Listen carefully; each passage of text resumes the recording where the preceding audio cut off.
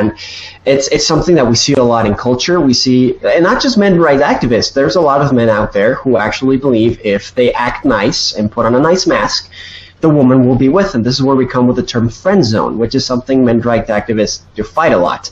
And the fact is, the friend zone doesn't exist. Fucking friend zone. Oh boy. I've been making these videos for, 2.5, maybe going on to 3 years now, and in all that time, after making hundreds of videos, I don't ever recall using the term friend zone. If I have somewhere, and it is possible that I have used it somewhere, it's only ever been used as a rebuttal or a reply to someone else who has used it, which is exactly what I'm doing now. Basically, the friend zone is not a men's rights issue. It is a dating issue. But considering this comes up a fair bit from feminists who want to paint this as a major men's rights issue, as opposed to all those things I mentioned at the fucking start of this video.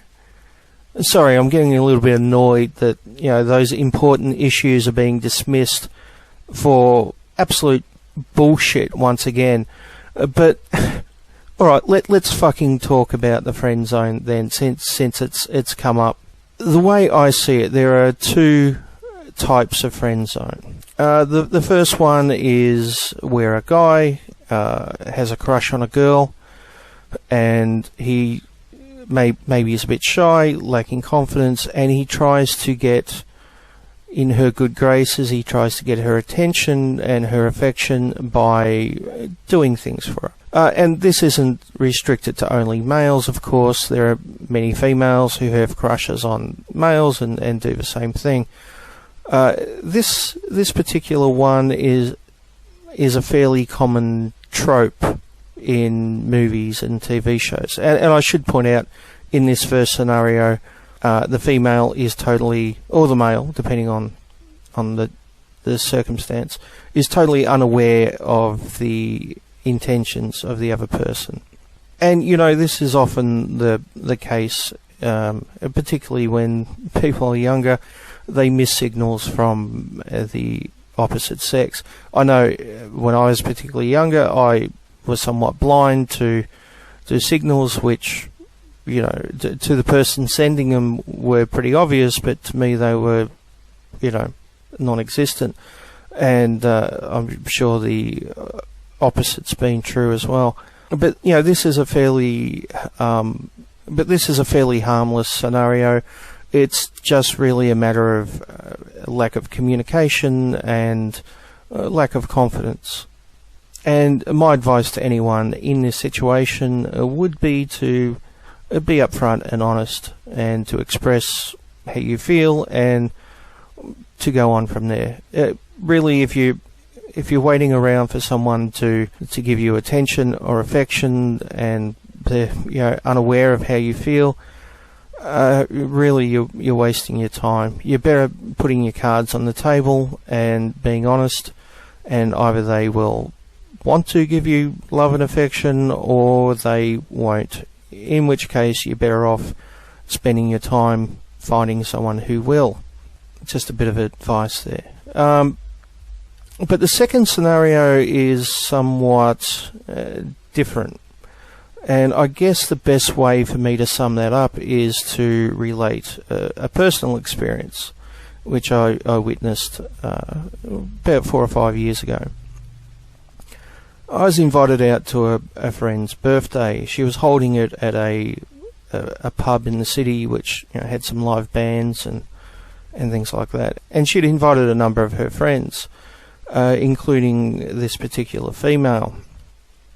Just on a side note, my friend and this particular female are no longer friends because this particular female and a number of other females cyber harassed my friend for a good 6-month period, which included ringing her workplace and eventually getting her fired. Yes, that's right.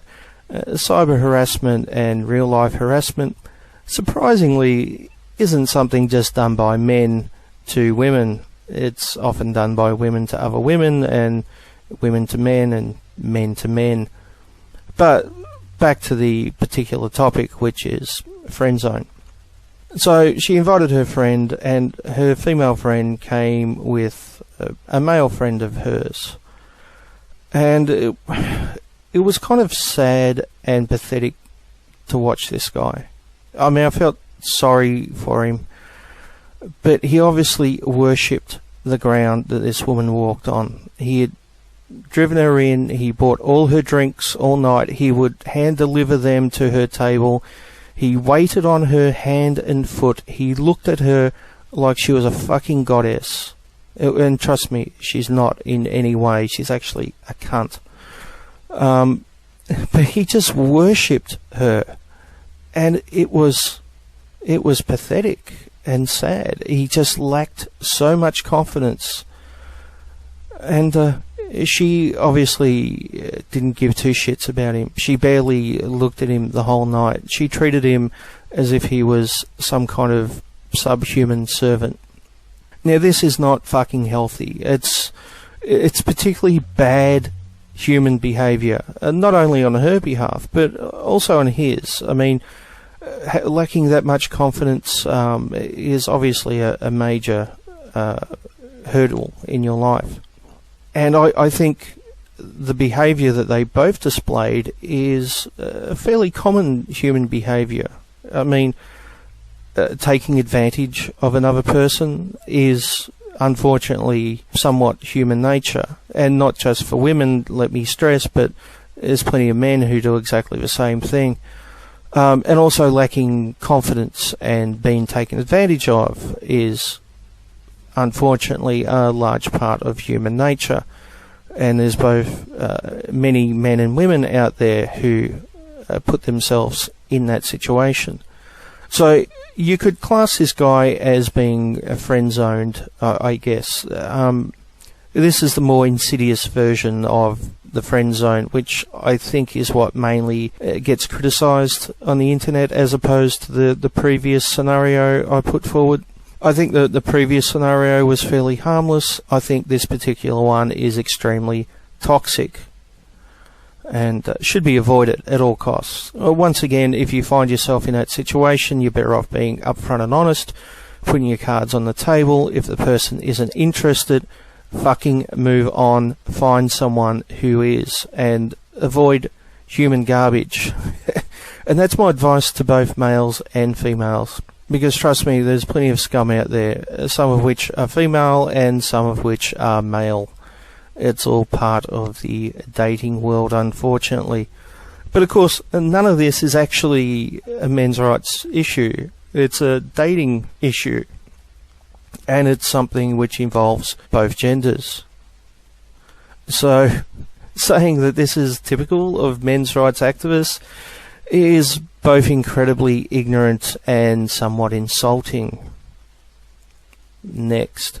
It's if for example, let's flip the table.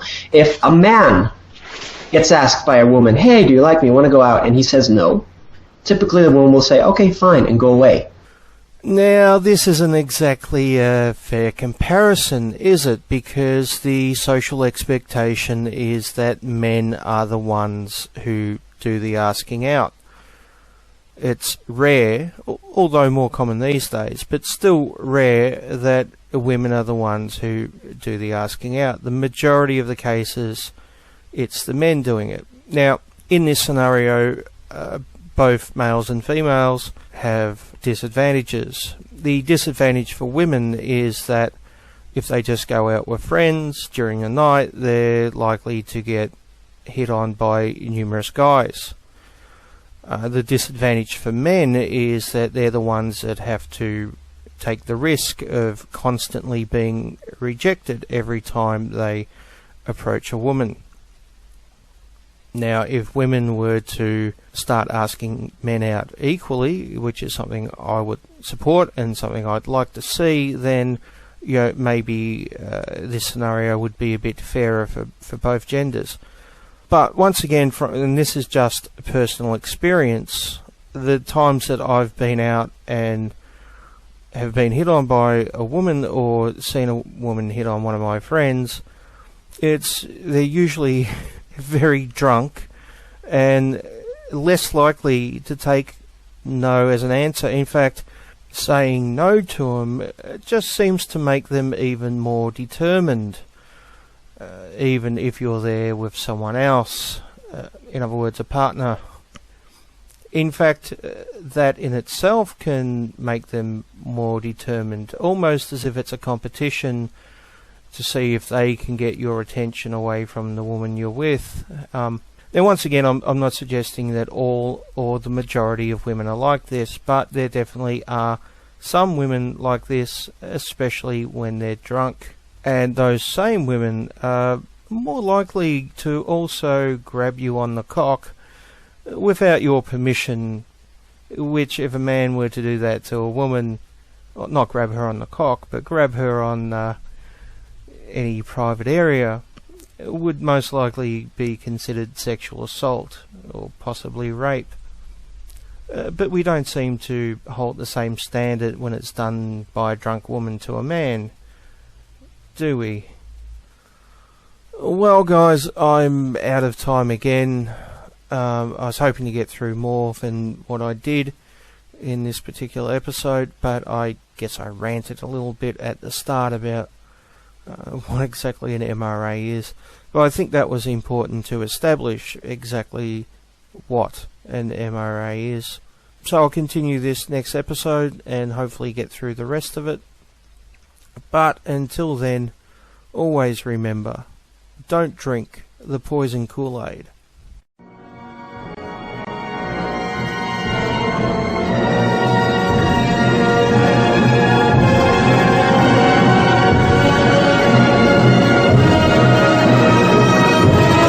Number 2. Roman vomit. Ah, the Roman Empire, so great and powerful, but corrupted by decadence from within. And what could be a better symbol of that decadence than the vomitorium, where Romans, after stuffing themselves with delicious foods, could vomit them all up again to make room to feast anew. Vomitoria are real, but this idea of them is not, though the confusion is understandable because their name, vomitorium, seems to make their purpose so clear. Even if for some reason you know Latin, perhaps because you live in a country that insists you waste hundreds of hours of your life learning a dead, useless language, this knowledge still won't help you because the root word vomitum means to spew forth. So what is it really? If you've ever been to a big stadium like, say, the ones made by the Romans, you've already used a vomitorium. This is what the vomitoria are, the passageways that let lots of people enter or exit at once. The people are what spews forth in the vomitoria, not the contents of the people.